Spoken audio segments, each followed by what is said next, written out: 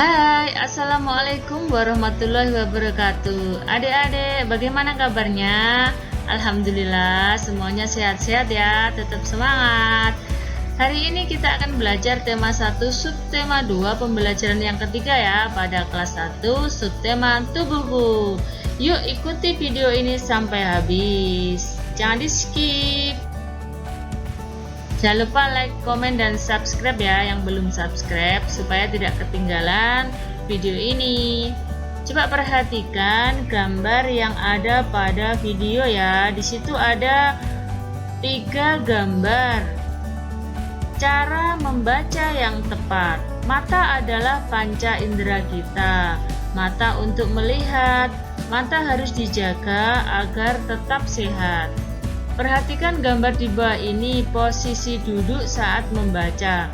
Di situ ada 3 posisi duduk saat membaca.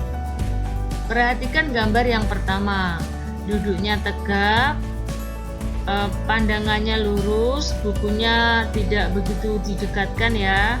Pada gambar yang kedua itu duduknya tidak tegap, bukunya didekatkan dengan mata. Pada gambar yang ketiga, duduknya itu membungkuk ya, membungkuk dan matanya mendekat dengan buku. Nah, dari 3 gambar tersebut, gambar yang pertama adalah posisi duduk yang tepat. Adik-adik, perlu kalian ketahui, membaca itu harus menggunakan jarak yang kurang lebihnya berapa ya, 30 cm ya. Jaraknya harus agak jauh, tidak boleh mendekat seperti gambar 2 atau gambar 3, karena akan mengakibatkan mata kamu nanti menjadi sakit dan lama-kelamaan akan terjadi masalah dengan mata kamu. Jadi saat kamu membaca itu jaraknya harus diperhatikan, tidak boleh terlalu jauh, juga tidak boleh terlalu dekat. Jadi sedang-sedang saja, seperti posisi saat duduk dan membaca pada gambar 1, itu posisi yang benar. Kalau kamu masih melakukan yang seperti gambar 2 dan 3, itu sebaiknya kalian ubah cara duduk kamu saat kamu membaca supaya itu tidak menjadi kebiasaan nantinya. Jarak dari mata ke buku saat membaca itu ada pada gambar 1, 2, dan 3. Jika kalian pernah membaca sambil tiduran, itu sebaiknya kamu hentikan ya, karena nanti akan berakibat mata kamu akan mengalami kelainan. Mata kamu nanti lama-kelamaan akan sakit ya. Seperti pada gambar nomor 2 itu jaraknya terlalu dekat juga, tidak bagus juga. Yang paling benar adalah jarak dari mata ke buku saat membaca adalah seperti pada gambar nomor 1. Duduk tegak membuat mata kita sehat. Atur jarak mata dan buku saat membaca. Jadi kalau membaca itu terlalu dekat, membaca sambil tiduran, membaca sambil membungkuk, itu nanti akan mengakibatkan mata kamu mengalami kelainan dan mengakibatkan matanya menjadi tidak sehat ya. Perhatikan gambar. Lani dan teman-temannya sedang bermain di taman. Benny menendang bola dengan kaki, Lani mencium bunga dengan hidung, Siti mengamati kupu-kupu di atas bunga, Dayu melihat burung-burung terbang, Edo bermain layang-layang. Semua menggunakan anggota tubuh. Tahukah kamu anggota tubuh yang mana yang digunakan oleh beberapa anak yang ada pada gambar video ini? Kalau Benny menendang bola dengan apa? Dengan kaki. Lani mencium bunga, mencium menggunakan hidung. Siti mengamati kupu-kupu di atas bunga, mengamati menggunakan mata. Dayu melihat burung-burung terbang, melihat burung menggunakan mata.